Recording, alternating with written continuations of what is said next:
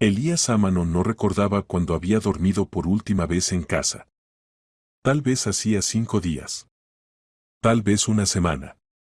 El tiempo en los pasillos del hospital fluía de manera extraña, a veces se estiraba como melaza espesa y a veces corría en ráfagas rápidas que dejaban tras de sí solo la sensación difusa de horas perdidas.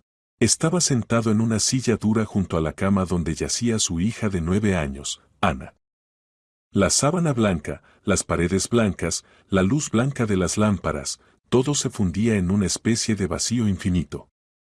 Solo el suave pitido de los aparatos le recordaba que el tiempo aún existía. Que el corazón de Ana seguía latiendo. Que ella seguía allí. 7 días atrás, su vida se había dividido en antes y después. Antes, cuando Ana corría por el piso con su mochila, llegando tarde al colegio. Cuando se reía de sus torpes intentos de hacerle una trenza. Cuando insistía en que él asistiera a su presentación del taller de teatro. Después, cuando sonó una llamada de un número desconocido y una voz ajena le informó que su hija había sido atropellada en un paso de peatones cerca del colegio. El conductor había huido. Las cámaras no registraron la matrícula, demasiado rápido, demasiado inesperado. Llevaron a Ana a la clínica Vida Plus, una de las mejores de la ciudad. Elías no escatimó dinero, eligió la habitación más cara y a los especialistas más reputados. El director médico, Íñigo Sabatera, le había asegurado personalmente que harían todo lo posible. Y así, durante 7 días, Ana seguía en coma. Fracturas, lesiones internas, conmoción cerebral. Los médicos hablaban con evasivas, el estado es grave pero estable. Hay que esperar. Elías había aprendido a odiar esa palabra, esperar. Como si de su espera dependiera algo. Miraba el rostro de su hija. Pálido, con ojeras, pero tan familiar. El cabello claro esparcido sobre la almohada. Los dedos finos inmóviles sobre la manta. Elías tomó su mano con cuidado, fría, pero viva. Le susurraba cosas sabiendo que no podía oírlo. Le contaba cómo el gato del vecino había vuelto a colarse en el balcón. Le prometía que, cuando despertara, irían al mar. Ella se lo pedía desde hacía meses. La puerta de la habitación se abrió suavemente. Elías ni siquiera se giró, seguramente era otra enfermera ajustando la vía. Ya estaba acostumbrado a su presencia silenciosa. Entraban, hacían su trabajo y se iban sin romper la calma, pero esta vez la persona no se marchó. Elías sintió que alguien se quedaba detrás de él. Se volvió, una joven con uniforme de auxiliar, unos 25 años, cabello pelirrojo recogido en una coleta. El rostro preocupado, la mirada inquieta recorriendo la habitación. ¿Usted es el padre de Ana?, preguntó en voz baja. Elías asintió. La chica dio un paso más, se aseguró de que no hubiera nadie en el pasillo y luego se agachó junto a su silla, susurrando rápido. Me llamo Lía. Llevo poco trabajando aquí, solo 3 semanas. Escuche, no sé cómo decirle esto, pero su hija está en peligro. Elías sintió un nudo en el estómago. Le tomó la mano. ¿Qué? ¿Qué pasó? ¿Los médicos ocultan algo? ¿Ha empeorado? No, no es eso, Lía negó con la cabeza. Es por los documentos. Esta mañana entré al despacho del director médico buscando una carpeta de otro paciente. Y vi sobre su mesa un formulario. De la clínica. Un documento para rechazar procedimientos de reanimación. Con su apellido. Y su firma. Elías la miró sin comprender. Las palabras le llegaban como a través de una nube. ¿Qué documento? Yo no he firmado nada. Lo sé, susurró Lía. Por eso me di cuenta de que algo iba mal. Usted está aquí todo el tiempo, es evidente que no quiere abandonar a su hija. Yo hice una foto. Mire, sacó su móvil, lo manipuló unos segundos y se lo mostró. En la pantalla se veía un formulario con el logotipo de la clínica. El encabezado decía, solicitud de renuncia a los procedimientos de reanimación. Abajo, el texto. Yo, Elías Ámano, padre de la paciente Ana Sámano, hospitalizada en la clínica Vida Plus, solicito que se suspendan los procedimientos de reanimación en caso de deterioro crítico y se desconecten los equipos de soporte vital. Decisión tomada de forma consciente y voluntaria. Abajo, la fecha de hoy y una firma burda, vagamente parecida a la suya. Elías sintió que se le helaba la sangre. Las manos le temblaron. Esa no es mi firma, logró decir. Yo no escribí eso. ¿Nunca quién? ¿Quién lo hizo? No lo sé con certeza, Lía miró hacia la puerta. Pero anteayer, cuando usted no estaba, vi a su esposa. Estuvo mucho rato en el despacho de Sabatera. La puerta estaba cerrada, pero al pasar escuché palabras sueltas, algo sobre un seguro, sobre dinero. Y esta mañana el documento ya estaba en la carpeta. Y oí a Sabatera decir por teléfono, todo listo, mañana lo formalizamos. Victoria. Su esposa. Elías cerró los ojos un instante. 2 años atrás, tras la muerte de su primera esposa por cáncer, estaba destrozado. No sabía cómo seguir adelante, cómo criar a Ana solo. Entonces apareció Victoria, brillante, hermosa, segura de sí misma. 8 años menor que él. Trabajaba en un salón de belleza, sabía hablar, sabía presentarse. Elías se enamoró rápido, casi desesperadamente. Creía haber encontrado un salvavidas. Una nueva madre para Ana, pero con el tiempo notó el frío en su mirada al mencionar a la niña. Nunca fue grosera con Ana, pero tampoco afectuosa. No soy niñera, decía cuando él le pedía recoger a la niña del colegio. Tengo mis cosas. Su vida en común se convirtió en una coexistencia extraña. Victoria siempre con amigas, en cafeterías o de compras. Elías en el trabajo y con su hija. Casi no hablaban. En los últimos 6 meses, Victoria se volvió aún más distante. Siempre al móvil, siempre fuera. Él no le dio importancia. Tenía demasiados problemas. Mientras no interfiriera con Ana, pensaba, estaba bien. Ahora entendía lo equivocado que estaba. Debe sacar a su hija de aquí, susurró Lía con urgencia. Si ese documento se incorpora oficialmente al expediente y ocurre una crisis, simplemente apagarán las máquinas. Dirán que cumplieron su voluntad. No podrá demostrar nada. ¿Pero cómo? Elías se pasó la mano por la cara. Ella no puede ser trasladada así. Puede. Hay ambulancias de cuidados intensivos con equipamiento especial. Pero hay que hacerlo ya, antes de que agreguen ese papel al expediente. No sé cuánto tiempo tiene. Quizá hasta mañana. O hasta esta noche. Elías se levantó de un salto. El corazón le golpeaba las sienes. Apenas pensaba. Salió al pasillo, buscó al médico de guardia. Quiero ver al director médico. Ahora. El médico intentó explicarle que Sabatera estaba en ronda, pero Elías lo ignoró. Encontró el despacho, abrió la puerta de golpe. Sabatera estaba al teléfono. Al verlo, frunció el ceño y pidió esperar a su interlocutor. Sámano, ¿qué pasa? ¿Algo con la niña? ¿Dónde está el documento? Elías avanzó hasta el escritorio. ¿Dónde está la solicitud que supuestamente firmé? Sabatera se quedó inmóvil un instante. Algo cruzó su mirada, miedo o cálculo, pero enseguida recuperó su sonrisa profesional. No entiendo de qué habla. No mienta, lo interrumpió Elías. Lo sé todo. El documento. La firma falsa. Su reunión con mi esposa. ¿Dónde está? La sonrisa desapareció. Sabatera se puso de pie. Escuche, Sámano. Está alterado. No sé de qué. Claro que sabe. Yo no firmé ninguna renuncia a la reanimación. No tengo idea. Voy a denunciarlo. A todos ustedes. Un silencio tenso. Bien, dijo por fin Sabatera. Supongamos que hubo alguna confusión. Revisaré los documentos. Si encuentro un error, lo corregiremos. No hay nada que corregir, dijo Elías. Me llevo a mi hija. Hoy mismo. Eso es imposible.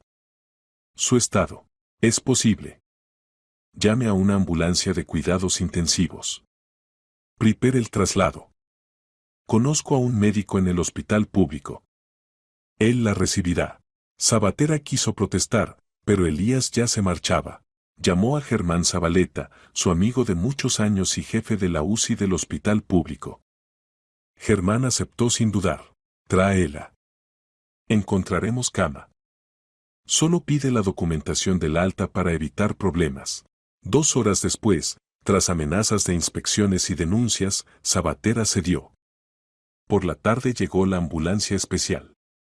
Trasladaron a Ana con extremo cuidado. Elías viajó a su lado, tomándole la mano. La ciudad brillaba tras las ventanas. Él miraba a su hija y sentía crecer dentro de él un odio frío, absoluto. Habían intentado matar a su niña. Por dinero. Victoria. La mujer que llevó a su casa. La mujer en la que confió. Marcó su número. No contestó la primera vez. Ni la segunda. A la tercera respondió, molesta. ¿Qué quieres, Elías? Estoy ocupada. ¿Dónde estás? En casa de una amiga. Ven a casa. Tenemos que hablar. No puedo ahora. Hablamos mañana. He dicho que vengas, repitió él, con una dureza nueva en la voz. Ahora. Ella murmuró algo y colgó.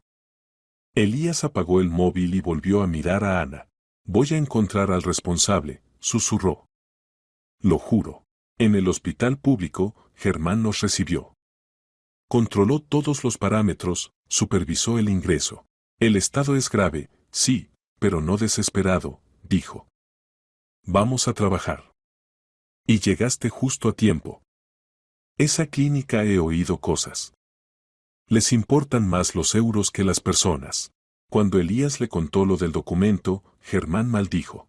Hijos de Elías, tienes que ir a la policía. Esto es intento de homicidio. Iré. Pero primero hablaré con mi esposa. Esa noche volvió a casa. Victoria no regresó.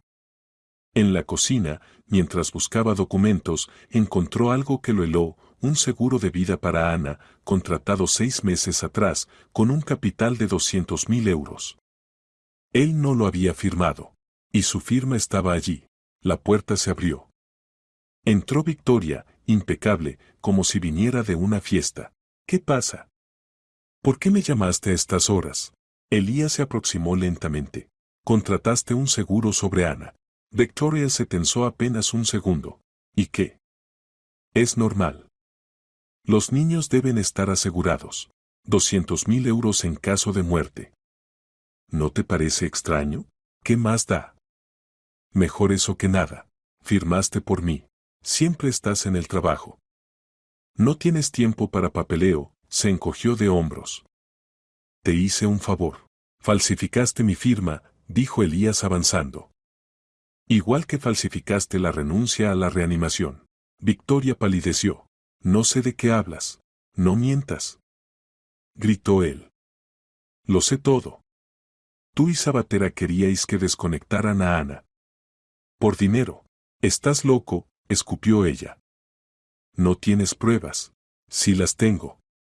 La foto. Testigos. Tu firma en el seguro. Todo irá a la policía.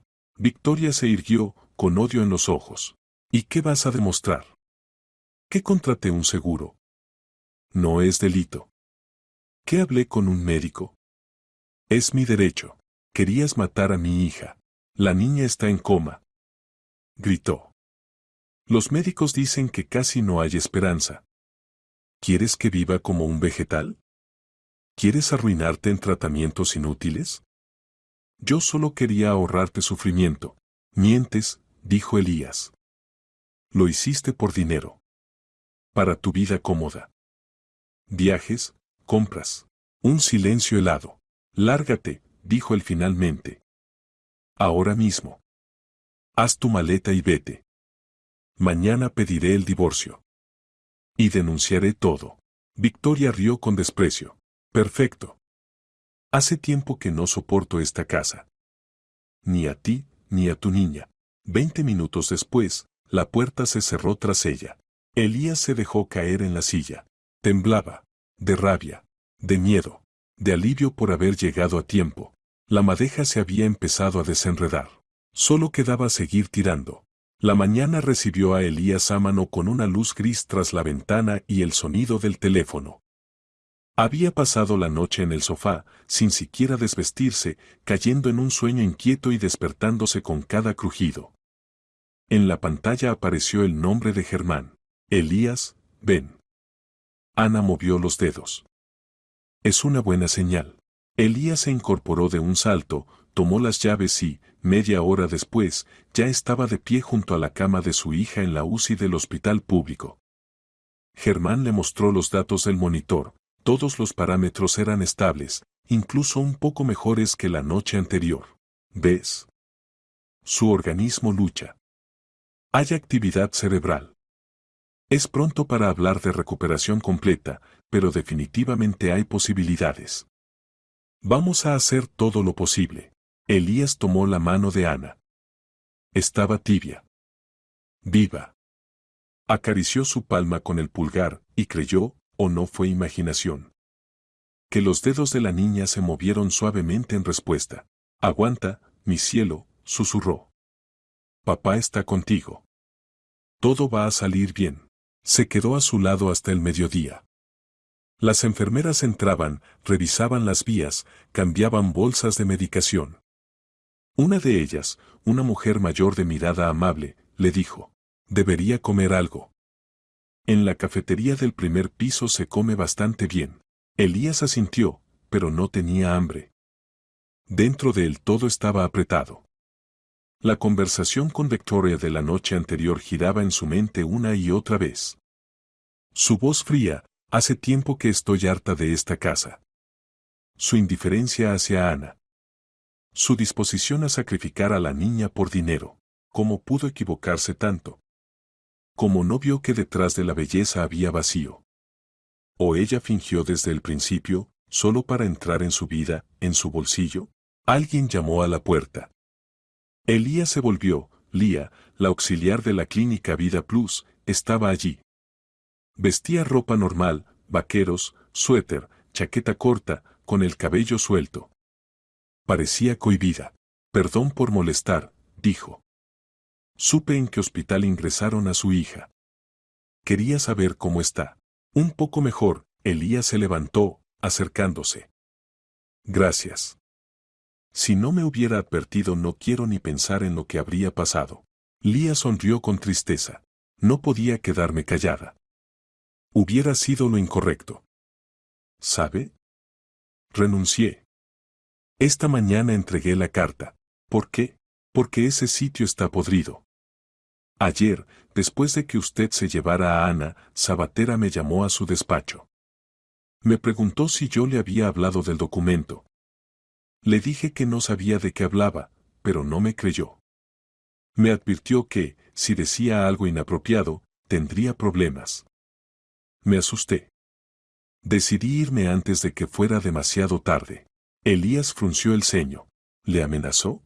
Indirectamente. Pero quedó claro. No volveré a ese sitio. Encontraré trabajo en otra parte. Elías sacó la billetera y tomó algunos billetes. Tenga. Perdiste tu trabajo por mi culpa. No, no, Lía levantó las manos. No vine por dinero. Solo quería saber si la niña estaba bien. Y si necesita ayuda, testimonio o cualquier cosa, estoy dispuesta a contar todo. Elías guardó el dinero. Gracias. Te llamaré. ¿Puedes dejarme tu número? Intercambiaron contactos. Lía miró una vez más a Ana, le deseó pronta recuperación y se marchó. Elías la siguió con la mirada. Era un alivio saber que aún existía gente honesta. Volvió a la cama de su hija, pero no podía quedarse quieto. Necesitaba actuar, reunir pruebas. Sacó su teléfono y llamó a su amigo abogado, Máximo Cabrales. Habían estudiado juntos, luego Máximo se dedicó al derecho y Elías al negocio, pero seguían siendo amigos. Máximo, necesito tu ayuda. Es urgente. Elías resumió lo ocurrido. Máximo escuchó en silencio, sin interrumpir, solo preguntando detalles. Entiendo, dijo al final. Esto es grave, falsificación de documentos, intento de obtener una indemnización de forma fraudulenta, posiblemente tentativa de homicidio. Tienes que ir inmediatamente a la policía. Pero antes reunamos los papeles. Tráeme copias del contrato del seguro, del documento falso, de los informes médicos. Y necesitamos una pericia caligráfica para demostrar que las firmas no son tuyas. Bien. ¿Cuándo puedo ir? Hoy, a las 6. Ven a mi despacho. Elías colgó. Eran las 12:30. Tenía tiempo para ir a casa a recoger los documentos. Se inclinó sobre Ana, la besó en la frente. No tardo, mi amor. Vuelvo enseguida. Camino a casa, pasó por un centro de copias y imprimió la foto del documento que Lía había tomado. Sosteniendo ese papel, volvió a sentir hervir la rabia. Una firma ajena decidía el destino de su hija. ¿Cómo se atrevieron? En casa todo estaba frío y silencioso. Victoria había recogido sus cosas, pero huellas de su presencia seguían allí, un frasco de perfume, un pintalabios olvidado, una revista de moda. Elías abrió el armario del dormitorio, su ropa a un lado, el espacio vacío al otro. Sacó una caja con documentos. Revisó las carpetas, certificado de matrimonio, papeles del piso, pólizas de seguro. Tomó el contrato de seguro de vida de Ana, el suscrito sin su conocimiento 6 meses atrás. Lo leyó con detenimiento. Seguros Garantía Plus. Agente, Pedro Gorena. Número de contacto. Elías llamó. Respondieron al tercer tono, un hombre con voz firme y comercial. Gorena al habla. Buenas. Soy Elías Ámano. Hace medio año se tramitó con usted un seguro de vida para mi hija Ana. Ah, sí, claro, recuerdo el caso. ¿Ocurrió algo? Quiero aclarar algunos detalles. ¿Quién acudió a tramitar ese contrato? Breve silencio. Usted mismo, según recuerdo. Vino con su esposa. Discutimos las condiciones y usted firmó. ¿Yo firmé personalmente? Por supuesto. No puedo hacer un contrato sin la firma del cliente. Todo legal. ¿Está seguro de que era yo? Gorena resopló, molesto. Mire, no entiendo el interrogatorio. Atiendo a decenas de clientes. Pero los documentos están perfectos, y yo fotocopié su pasaporte personalmente. Si quiere hacer algún cambio, venga al despacho. Fotocopió el pasaporte de original o de una copia. Del original, obviamente. ¿Qué tipo de pregunta es esa? Elías apretó la mandíbula. Victoria había tomado su pasaporte. Fue con otra persona. Firmó en su nombre. El agente, sin fijarse demasiado, tramitó el contrato. Gracias por la información, dijo secamente y colgó.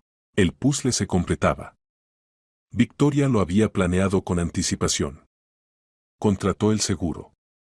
¿Esperó un accidente o lo provocó? No, eso era paranoia. El atropello fue casual. Pero ella decidió aprovecharlo. Habló con Sabatera, falsificó documentos, esperó que desconectaran a Ana. Luego cobraría y desaparecería. Elías guardó todo en una carpeta, cerró el piso y condujo hasta el despacho de Máximo. El abogado revisó cada documento con atención. Bien, murmuró. El seguro está a nombre de Ana, con tu firma falsificada. Necesitamos la pericia. También la copia del documento de la clínica. Más el testimonio de Lía. Con eso basta para presentar denuncia. ¿Será suficiente? Para abrir una causa penal, sí.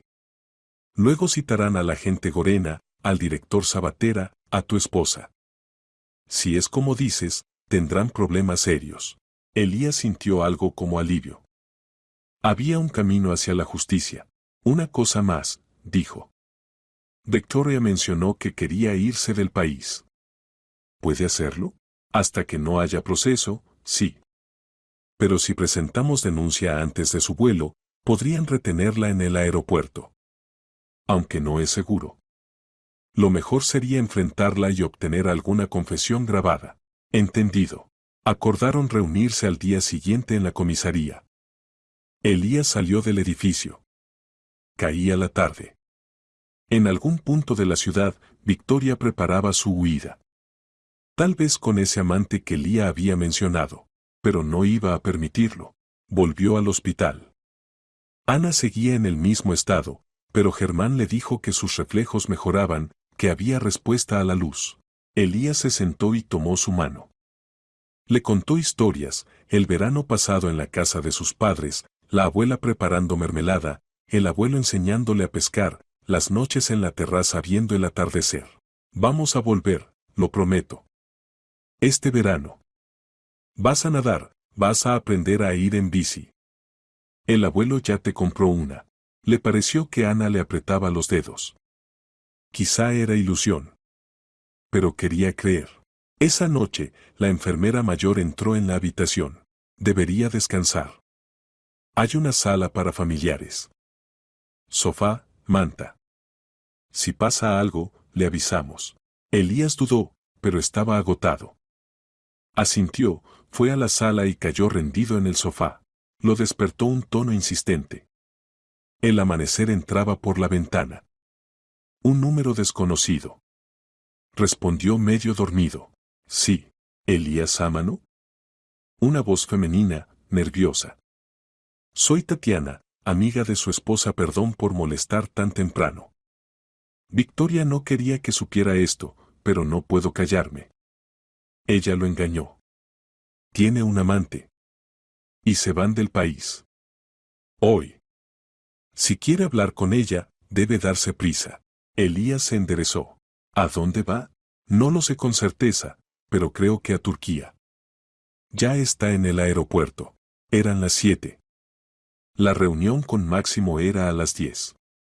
El aeropuerto estaba a hora y media. Si Victoria volaba, encontrarla sería mucho más difícil. Elías salió corriendo. Marcó a Máximo. Se va. Hoy. ¿Qué hago? Trata de hablar con ella. Y si puedes grabar algo donde se incrimine, mejor. Cualquier confesión sirve. Voy al aeropuerto. Elías besó a Ana, pidió a Germán que cuidara de ella y salió disparado. Las calles estaban casi vacías. Condujo al límite. El aeropuerto era un caos de voces y anuncios. Elías buscó entre la multitud. ¿Dónde estaba? Y entonces la vio, Victoria, junto a la cola de Turkish Airlines, con un hombre alto, atlético, de unos 35 años. El amante. Elías se acercó. Victoria se volvió y palideció. ¿Tú? ¿Qué haces aquí? Vine a despedirte, dijo Elías. No todos los días una esposa se va a Turquía con su amante. El hombre frunció el ceño. ¿Quién es este? Mi marido, respondió Victoria. Pronto ex. No tan pronto, corrigió Elías. Aún no hay divorcio. Y todavía tendrás que responder por lo que hiciste. Victoria intentó avanzar, pero él bloqueó el paso. Apártate, escupió. Voy a perder el vuelo. Mejor. Una pregunta, ¿lo planeaste desde el principio? ¿O la idea surgió después del accidente? ¿O el accidente también fue idea tuya? Victoria tembló. Quiso replicar, pero el amante intervino. Oye, tío, no armes un espectáculo. Cállate, le soltó Elías sin mirarlo. Victoria, contesta. Ella lo miró con odio. Luego sonrió con malicia. ¿Quieres la verdad? Perfecto. Aguanté a ti y a tu niña 2 años. 2. Fingiendo que era feliz. Hasta que no pude más. Quise irme sin más, pero me habrías dejado en la calle. Necesitaba dinero. El seguro parecía una salida. Cuando ocurrió el accidente, pensé que era una señal. Así que sí, aproveché la oportunidad. Y no me arrepiento. Elías ya tenía el grabador encendido en su bolsillo. ¿Sabes que acabas de admitir un intento de asesinato? Victoria soltó una carcajada. Demuéstralo. No tienes pruebas. Nadie oyó nada. tu palabra contra la mía. Error, dijo Elías, mostrando el teléfono. Está grabado. Victoria quedó petrificada. Intentó arrebatarle el móvil, pero Elías se apartó.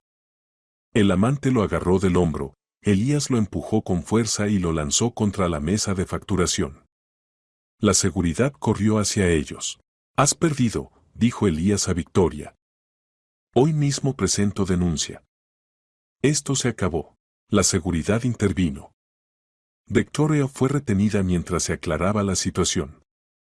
Elías llamó a Máximo, en una hora ya estaban en la comisaría. Él presentó denuncia formal por intento de homicidio, falsificación de documentos y estafa. Adjuntó la grabación, las copias, el contacto de Lía. El inspector Balaguer, hombre de mediana edad, revisó todo. El caso es grave. Abriremos investigación. Su esposa será detenida y declarará. También el director y el agente del seguro. Si se confirma todo, habrá condenas reales. Elías asintió. Ya no sentía rabia. Solo cansancio. Regresó al hospital. Ya era de noche. Cuando entró a la habitación, el corazón le dio un vuelco, Ana tenía los ojos abiertos.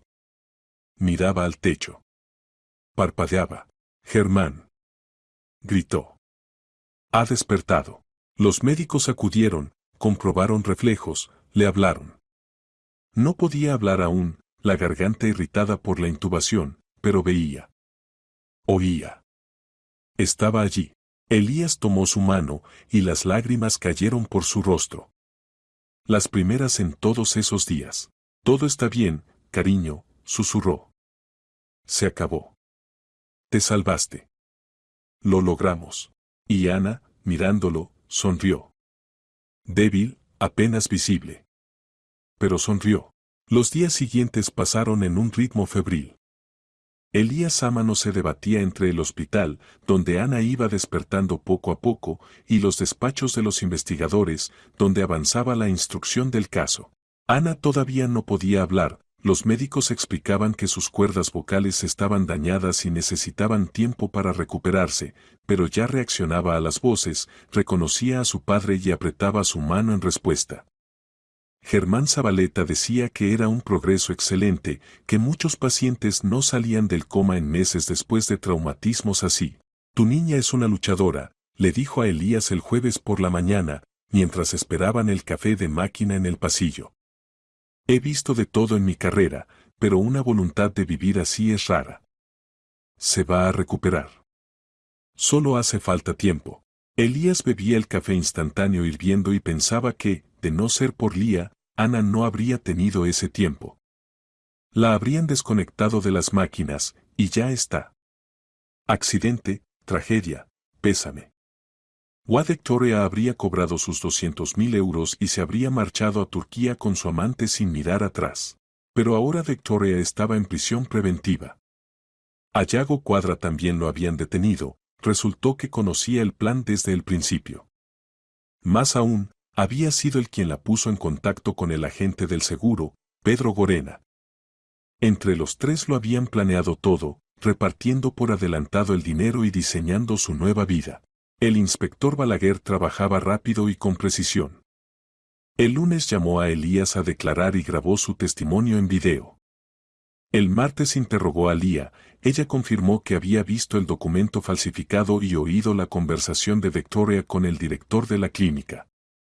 El miércoles incautaron toda la documentación de la clínica Vida Plus y de Seguros Garantía Plus.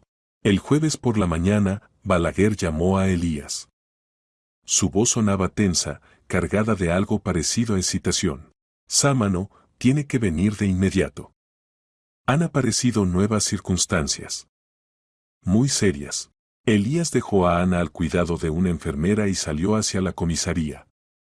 Balaguer lo recibió en su despacho, en su rostro se leía una satisfacción sombría. Siéntese, señaló la silla. Lo que voy a decirle cambia todo el caso. Hemos encontrado al conductor que atropelló a su hija. Elías se quedó helado. El corazón empezó a latirle con furia en el pecho. ¿Quién? Yago Cuadra.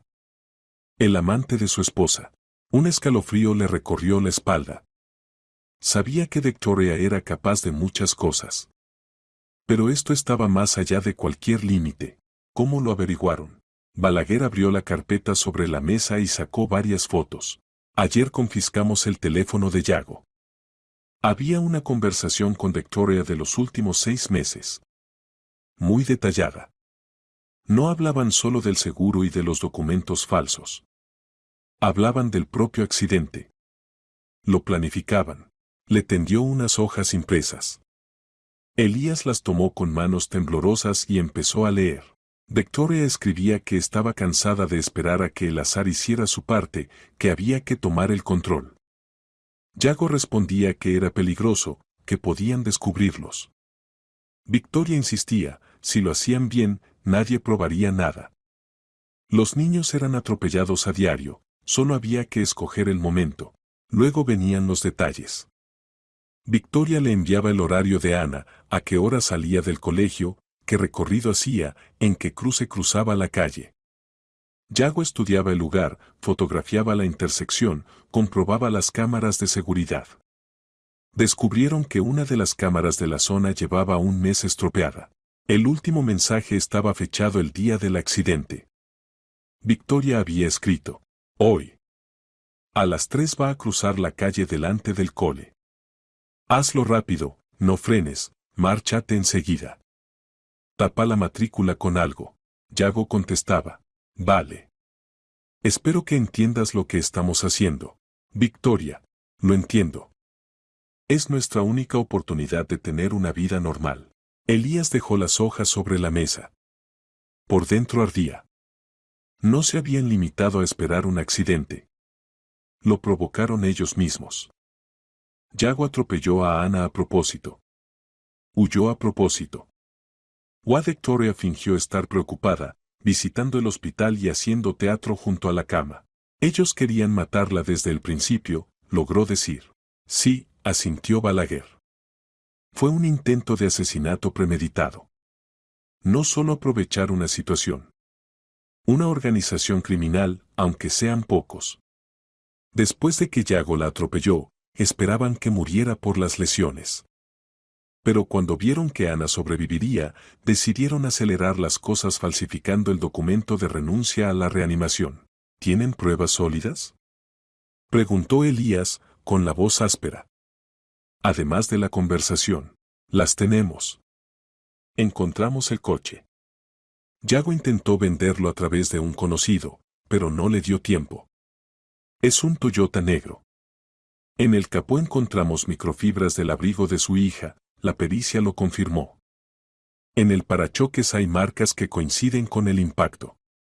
Y además recuperamos grabaciones de otras cámaras cercanas, se ve el Toyota negro llegando al colegio 10 minutos antes del atropello, aparcando a poca distancia y, luego, arrancando justo cuando Ana entra en el paso de peatones. Elías cerró los ojos. El peor de sus miedos se había hecho realidad. Su esposa había ordenado la muerte de su hijastra y su amante había ejecutado el plan. ¿Qué les puede caer ahora?, preguntó al fin. Entre 10 y 15 años. Viendo la gravedad, apuesto por el máximo. Incluso pueden sumar más si el fiscal lo pide por acumulación de delitos. ¿Y Sabatera y Gorena? Son cómplices posteriores al intento de homicidio. Recibirán menos, pero cárcel también. Para Sabatera calculo 5 o 6 años, para Gorena 3 o 4.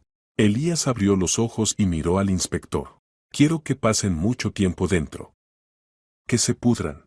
Lo harán, respondió Balaguer con firmeza. Casos así no se dejan sin castigo.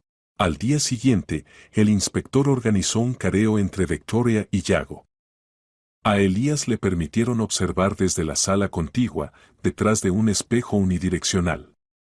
Vio cómo los traían esposados y los sentaban frente a frente. Balaguer colocó en la mesa las copias de la conversación, las fotos del coche y los informes periciales. Bien, empezó. Ya tenemos el cuadro completo. Cuadra, usted atropelló a una niña de 9 años por encargo de Victoria Sámano. Sámano, usted organizó este delito para cobrar el seguro. Todo está probado. La única cuestión es si van a admitir su culpa o seguirán negándolo. Victoria guardó silencio, mirando fijamente a la mesa. Yago se humedeció los labios, nervioso. Yo no quería matarla, balbuceó. Lo juro. Solo Victoria dijo que, si lo hacía, estaríamos juntos. Que cobraríamos el dinero y nos iríamos. No pensé que llegaría tan lejos. Cállate. Silbó Victoria. Habías prometido no decir nada. ¿Callarme? Yago giró la cabeza hacia ella.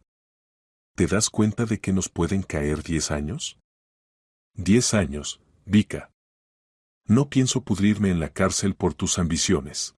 Fue idea tuya. Gritó Victoria. Tú propusiste provocar un accidente. Dijiste que era más fácil que esperar. Mientes. Yago se levantó bruscamente, pero el guardia lo obligó a sentarse. Tú lo planeaste todo. Balaguer los dejó discutir unos instantes, escuchando y anotando. Elías, tras el cristal, los oía como si fuesen dos extraños regateando en un mercado. Se tiraban la culpa el uno al otro, intentaban salir menos mal parados. Ni una sola palabra de arrepentimiento por casi haber matado a una niña. Al final, el inspector levantó la mano. Basta.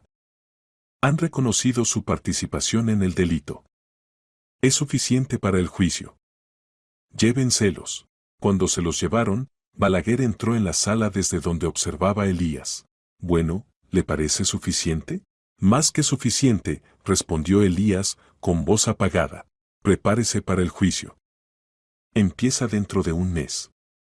Y esté tranquilo, la condena va a ser ejemplar. Una semana más tarde, mientras Elías tomaba un café en la cafetería cerca del hospital, se le acercó Máximo Cabrales. El abogado tenía el rostro serio. Elías, tengo que enseñarte algo. He estado revisando la vida de Victoria. Y encontré cosas interesantes. Abrió su portátil y le mostró varios documentos. Mira. Antes de conocerte trabajaba de recepcionista en un gimnasio. Sueldo normalito, vivía en alquiler. Pero tiraba de crédito para todo, ropa, viajes, tratamientos de belleza. Cuando os conocisteis, acumulaba casi 100.000 euros en deudas. No lo sabía, frunció el ceño Elías. Nunca mencionó nada. Claro que no. Porque contaba con que tú las pagarías. Y lo hiciste. Encontré los movimientos. 2 meses después de la boda, todas sus deudas quedaron saldadas. Desde tu cuenta. Elías recordó. Victoria le había dicho que su madre necesitaba una operación y rehabilitación caras. Él no hizo preguntas, transfirió el dinero. Le pareció algo lógico entre marido y mujer. Entonces iba a por el dinero desde el principio, dijo. Eso parece. Pero no es todo. Miré a Yago. Tampoco era pobre, pero tampoco rico. Un sueldo medio como comercial. Sin embargo, tiene antecedentes, hace 5 años provocó un atropello. Un peatón murió. Se libró con condena condicional porque consiguió probar que no fue culpa suya, que el peatón cruzó donde no debía. Pero el hecho está ahí, ya había atropellado a una persona. Elías guardó silencio. La imagen se volvía todavía más nítida. Victoria había buscado a un hombre con dinero que pudiera tapar sus deudas. Encontró a Elías, recientemente viudo, con una hija, vulnerable. Se casó con él, se libró de sus créditos. Más tarde, descubrió que la vida con una niña no le gustaba y que el dinero seguía sin alcanzarle. Encontró a un amante con pasado turbio. Y juntos idearon el plan. Me utilizó desde el primer día, dijo Elías en voz baja. Sí, asintió Máximo. Por desgracia, sí. Pero ahora sabes la verdad. Y puedes usarla. Elías cerró el portátil y miró por la ventana. Afuera llovía una llovizna fina, la gente caminaba deprisa bajo paraguas. La vida seguía, pese a todo. Quiero que todo esto salga en el juicio, dijo. Que se vea que no fue un arrebato, sino un cálculo frío. Así será, prometió Máximo. El fiscal construirá la acusación de manera que no les quede escapatoria. Esa noche, Elías volvió a sentarse junto a la cama de Ana. Lía apareció después del trabajo, con flores y fruta. ¿Cómo está?, preguntó. Mejor. Lía se sentó a su lado. Se inclinó hacia la niña y susurró. Aguanta, pequeña. Eres muy fuerte. Se quedaron los tres en silencio, Elías, Lía y Ana dormida. Afuera ya era de noche, en la habitación solo estaba encendida la luz tenue de la lámpara. La tranquilidad tenía algo de cálido, casi acogedor. ¿Sabe?, dijo de pronto Lía. Cuando vi aquel documento, al principio pensé que me equivocaba. Que era imposible que una madre quisiera la muerte de su hija. Pero luego recordé la mirada de Victoria. Fría. Vacía. Y entendí que todo era posible. Ella nunca fue su madre, respondió Elías. Solo una mujer que vivía con nosotras en el mismo piso. Pues ahora Ana va a tener una familia de verdad, sonrió Lía. Usted y ella. Y yo también un poquito, si me dejan.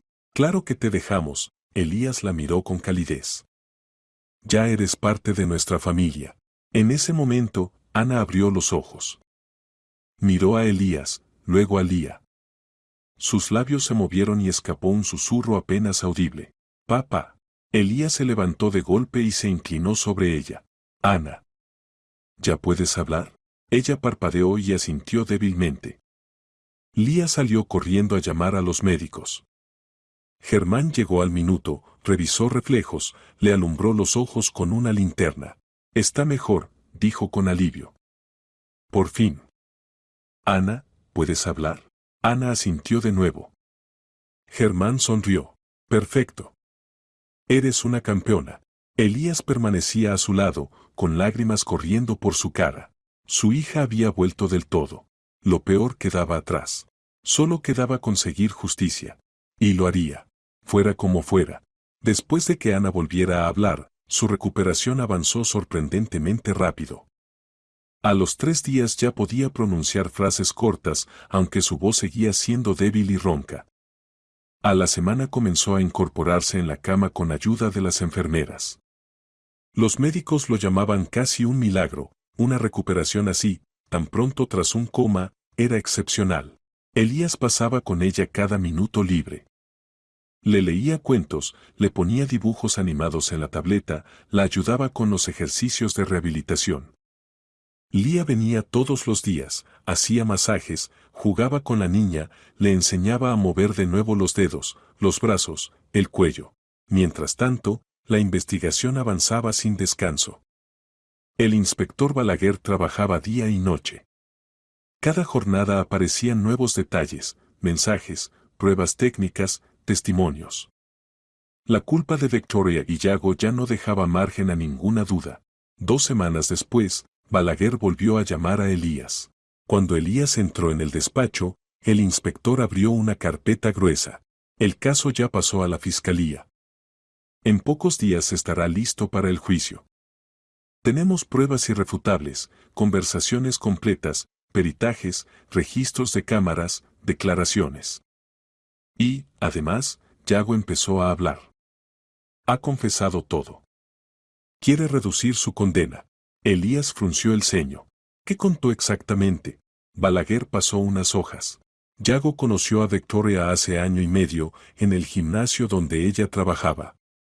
Empezaron a verse en secreto. Ella se quejaba constantemente de su vida, de ti, de Ana. Decía que se sentía atrapada. Que soñaba con una vida nueva, pero que un divorcio no le serviría, no obtendría suficiente dinero. Así que Yago propuso lo del seguro. Al principio en broma, pero Victoria lo tomó en serio. Elías sintió un peso en el pecho. 1 año y medio. Prácticamente todo su matrimonio había sido una mentira. La póliza la firmaron hace 6 meses, continuó Balaguer. Victoria llevó tu pasaporte a Gorena, el agente falsificó la firma. Él se hizo el ciego por su comisión. Luego esperaron la ocasión. Yago dice que primero pensaron en un accidente doméstico, una caída del balcón, una intoxicación, pero parecía demasiado riesgoso. Entonces pasaron a la opción del coche. Los atropellos son comunes, difíciles de demostrar como intencionales. Elías murmuró. Pero ustedes lo demostraron. Porque fueron arrogantes. Guardaron toda la conversación sin borrarla. Yago ni siquiera limpió el coche, tenía fibras del abrigo de la niña en el capó. Y cometió un error crucial, se detuvo tras el golpe para comprobar si alguien había visto la matrícula. Una cámara del comercio de la esquina lo grabó. La matrícula se había destapado con el impacto. Y la coche estaba a nombre de su madre, pero él era quien la conducía siempre.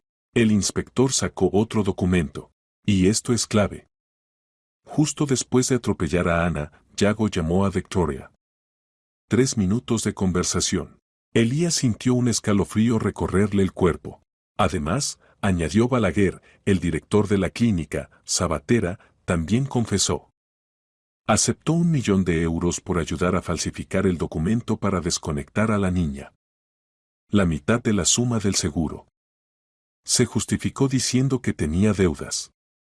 Lloró en el interrogatorio, pidió perdón, pero eso no lo salvará. Elías cerró los ojos un momento. Un médico, murmuró. ¿Cómo puede un médico hacer algo así? Por dinero, respondió Balaguer encogiéndose de hombros. Hay quienes venden cualquier cosa. Pero va a pagar. Le caerán entre 5 y 6 años, quizá más. El inspector cerró la carpeta. El juicio será en el tribunal provincial. El fiscal Soto llevará la acusación personalmente. Es experto en crímenes graves. Victoria y Yago no tienen posibilidad alguna. Les caerán 10 años como mínimo. Quiero estar en todas las audiencias, dijo Elías. Lo estará. Usted es testigo clave y víctima. Sus declaraciones son fundamentales. Elías salió de la comisaría y fue directamente al hospital. Ana estaba sentada en la cama, coloreando un dibujo junto a Lía. Cuando vio a su padre, agitó la mano con emoción. Papi. Mira lo que me dio Lía. Elías sonrió, la abrazó. Luego Lía se acercó en silencio. ¿Cómo fue? Susurró.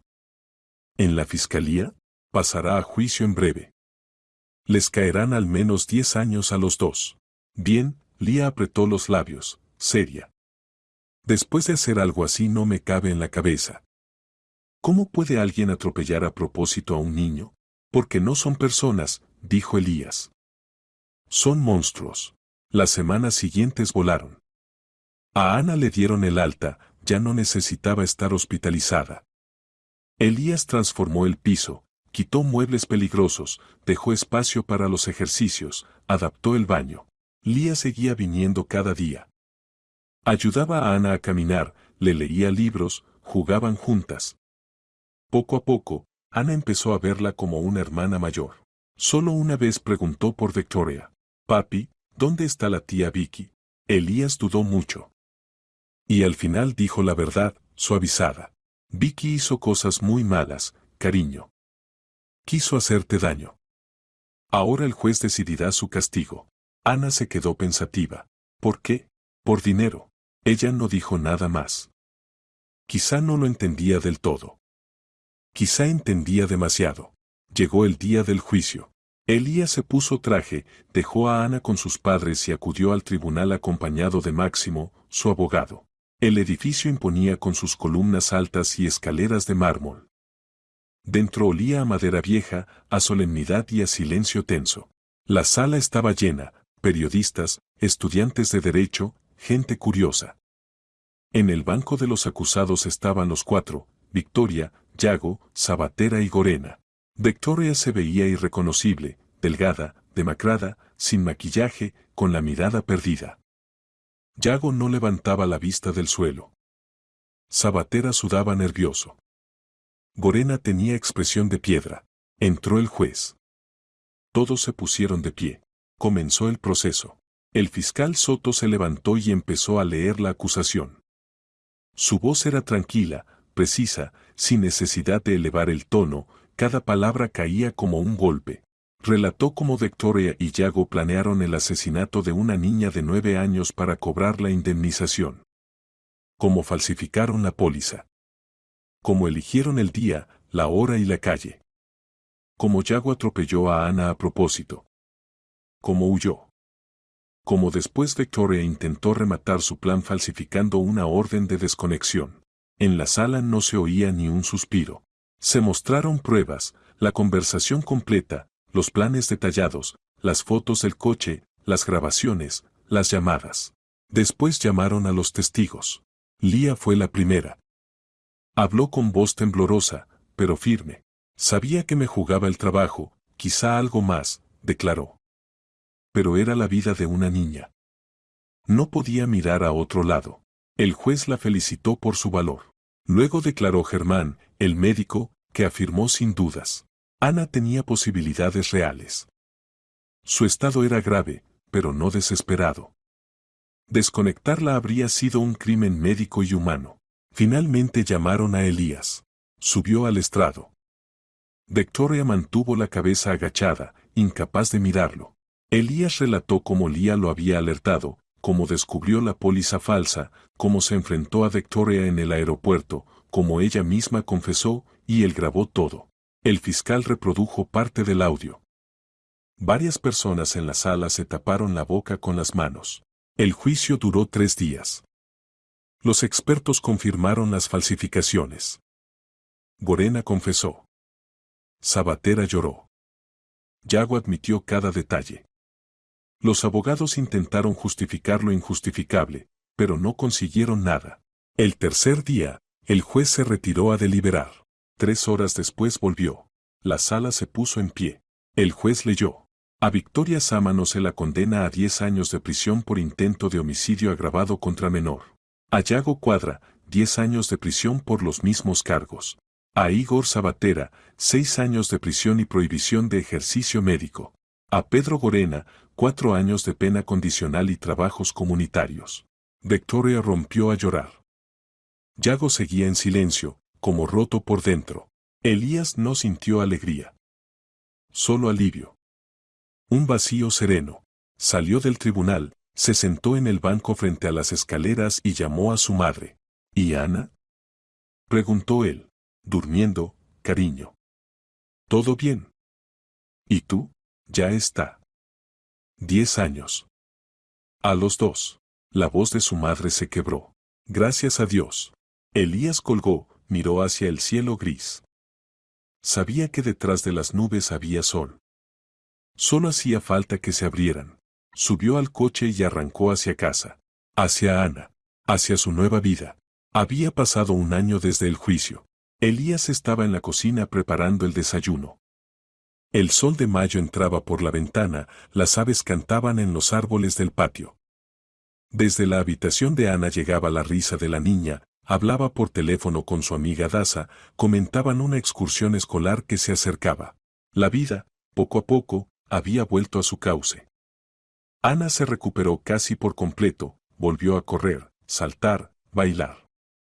Le quedaron cicatrices de las operaciones, pero los médicos aseguraban que con el tiempo serían casi invisibles. Lo importante era que la niña estaba viva, sana y feliz. Elías también había cambiado. Ya no trabajaba hasta tarde, ni aceptaba proyectos que implicaran viajes constantes. Su prioridad era Ana. Cada mañana la llevaba al colegio, cada tarde la recogía. Le ayudaba con los deberes, asistía a las reuniones escolares, participaba en actividades y excursiones. Tuvo que reducir un poco su negocio, renunció a varios contratos y delegó parte de las responsabilidades en sus socios. Tenía menos ingresos, pero no se arrepentía. Había comprendido algo esencial: ningún dinero del mundo reemplaza el tiempo con un hijo. Ninguna cantidad recupera los momentos perdidos. Lía se había convertido casi en parte de la familia. Visitaba a Ana a menudo. Entre ellas surgió un vínculo especial, confianza, cariño, una cercanía casi familiar. Papi, ¿puedo invitar a Lía al picnic del sábado? Ana salió de su habitación con el uniforme escolar. Vamos a ir al lago, ¿verdad? Claro que iremos, sonrió Elías. Y por supuesto la invitaremos. Pero primero veremos si está libre. Bien. Ana dio un saltito, abrazando a su padre. Eres el mejor papá del mundo.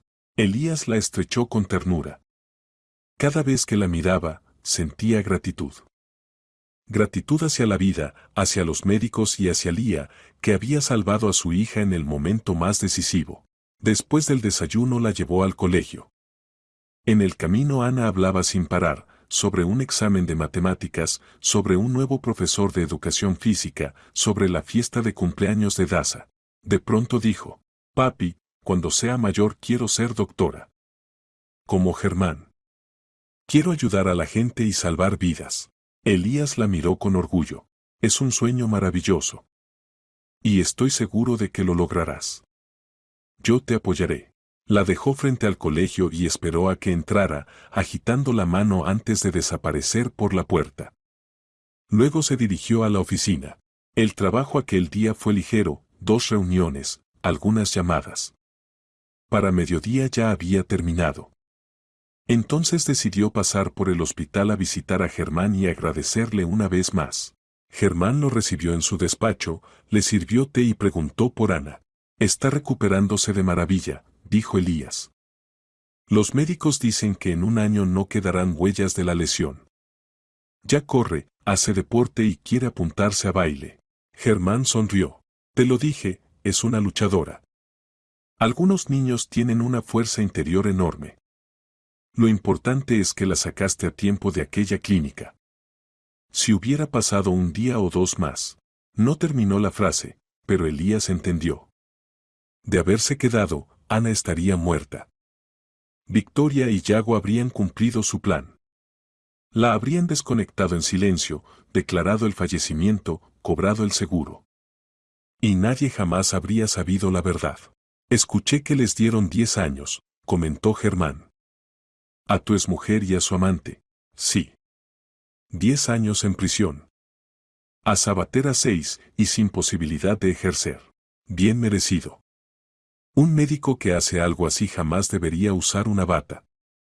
Aún no comprendo cómo alguien puede traicionar así su profesión. La gente hace cualquier cosa por dinero, respondió Elías. Este año lo entendí muy bien. Hablaron un rato más y luego Elías se despidió. Pasó por un supermercado y compró ingredientes para una cena especial. Ana adoraba la pasta con marisco. Por la tarde, mientras Ana hacía los deberes y Elías cocinaba, sonó el teléfono. Era Lía. Elías, tengo una noticia, se notaba emoción en su voz. Una noticia grande. Dime. Mi novio, Alejandro, me pidió matrimonio. Nos vamos a casar. Elías sonrió. Enhorabuena. Me alegro muchísimo. ¿Cuándo será la boda? En 2 meses. Una ceremonia pequeña, solo la gente más cercana. Y nos encantaría que tú y Ana estuvierais. Sois parte de mi familia. Allí estaremos. Ana se pondrá feliz. Te quiere mucho. Después de colgar, Elías llamó a Ana y le contó la noticia. La niña chilló de alegría y empezó a dar vueltas por el salón. Lía se casa. ¿Puedo ser su dama de honor? ¿Puedo, papi? Eso tendrás que preguntárselo a ella, rió Elías. Voy a llamarla ya mismo. Ana corrió a su habitación con el teléfono. Elías, escuchando su risa desde la cocina, pensó en cuánto había cambiado todo. Un año atrás él estaba en un hospital, sin saber si su hija viviría. Luchando contra criminales, reuniendo pruebas, buscando justicia. Ahora estaban vivos, sanos, felices. Con nuevos amigos, nuevos planes y una comprensión profunda de lo que realmente importaba. Pasaron unos meses más. En verano fueron a la casa de los padres de Elías. Ana pasaba los días corriendo por el jardín, nadando en el pequeño lago, ayudando a la abuela en la huerta. Su abuelo le enseñó a pescar y Ana contaba emocionada cómo había atrapado su primer pez. Lía y Alejandro los visitaban los fines de semana. Elías llegó a conocer mejor al novio, un hombre alto, amable, de unos 30 años. Fotógrafo, amante de la naturaleza, excelente con los niños. Ana se encariñó con él enseguida. Tito Alex, ¿viviréis muy lejos? Le preguntó una noche en la terraza. No, muy cerca, sonrió él. Hemos encontrado un piso en vuestro barrio. Seremos vecinos. Genial. Así podré ir a veros siempre. Y serás siempre bienvenida, aseguró Alejandro. Por la noche, ya sin Ana, los adultos charlaban en la terraza. Lía dijo de pronto. A veces pienso en aquel día en el despacho de Sabatera. Tenía miedo. Podía perder el trabajo, meterme en un lío. Pero luego pensé, si callo, la niña morirá. Su padre nunca sabrá la verdad. ¿Cómo podría vivir con eso? Alejandro la abrazó. Hiciste lo correcto. Salvaste una vida. Eso es un acto heroico. No, no es heroico, negó Lía. Es simplemente lo que cualquier persona debería hacer. Elías la miró con profundo agradecimiento. La mayoría no lo hace. La mayoría mira hacia otro lado. Tú no. Gracias a ti, Ana está viva. La boda se celebró a finales del verano. Una ceremonia sencilla en un pequeño restaurante rural, unas 30 personas. Ana era la dama de honor, vestida de blanco, con un ramillete de flores silvestres. Llevó los anillos con seriedad y después aplaudió emocionada cuando los novios se besaron. Elías dio un brindis. Agradeció a Lía por su valentía, su honestidad, su bondad. Dijo que se había convertido en alguien muy querido en su familia y que deseaba para ella toda la felicidad del mundo. Lía lloró de alegría. Esa noche, cuando todos se marcharon, Elías se sentó en su balcón mirando el cielo estrellado. Ana dormía abrazando su peluche. El hogar estaba tranquilo, cálido, lleno de vida. Pensó en todo lo vivido. En el miedo, la lucha, el dolor. Y también en la victoria, la justicia y la esperanza. Victoria y Yago estaban en prisión. Sabatera no podría volver a ejercer. Gorena había perdido su carrera. Todos habían pagado por sus crímenes. Y quienes lucharon por la verdad habían encontrado una nueva vida. Elías y Ana eran más unidos que nunca. Lía había encontrado el amor. Germán seguía salvando vidas. Máximo seguía defendiendo la justicia. Elías abrió la galería del teléfono. Vio fotos de Ana en el parque, fotos del colegio, de la boda, en todas sonreía. Viva, feliz, amada. Recordó el día del accidente. Recordó cómo temblaba sentado junto a su cama. Y las palabras de Lía, sé cómo salvar a su hija. Si no fuera por ella, Ana no estaría allí. Le recorrió un escalofrío. En otoño, Ana comenzó cuarto curso. Estudiaba bien, era activa, participaba en todo. Tenía amigos, amigas, profesores que la adoraban. Un día de noviembre, mientras caminaban juntos de vuelta del colegio, Ana preguntó, «Papi, ¿tú la perdonaste?» Elías se detuvo. «Cariño, hay cosas que no pueden perdonarse. Victoria quiso que dejaras de existir. Planeó tu muerte.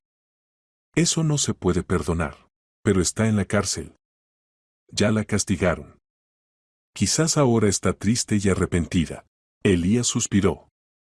Su hija era amable, compasiva. Incluso hacia quienes le habían causado daño. Tal vez. Pero eso no borra lo que hizo.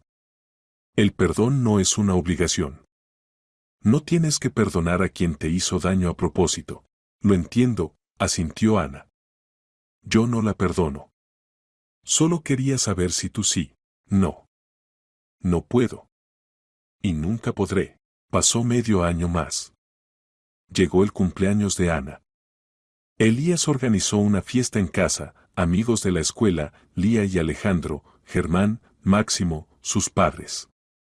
La casa se llenó de risas y música. Ana sopló las velas, pidió un deseo. Elías la abrazó y sintió que el corazón se le llenaba de luz. Su hija estaba viva. Sana. Feliz. Por la noche, cuando todos se fueron, Ana abrió los regalos sentada en el sofá. Elías se sentó a su lado. ¿Te gustó tu fiesta? Muchísimo. Ha sido el mejor cumpleaños de mi vida. Me alegro. Sabes, hace un año pensé que nunca volveríamos a celebrar tu cumpleaños. Pensé que te había perdido. Ana lo abrazó. Pero no me perdiste. Porque luchaste por mí. Y lucharé siempre. Te lo prometo. Se quedaron así, abrazados. Afuera el viento anunciaba el invierno. Pero en casa había vida, había amor, había futuro. La justicia había prevalecido. Los culpables habían caído. Quienes defendieron la verdad habían encontrado la felicidad. Y la vida, tan frágil, tan valiosa, seguía adelante, luminosa.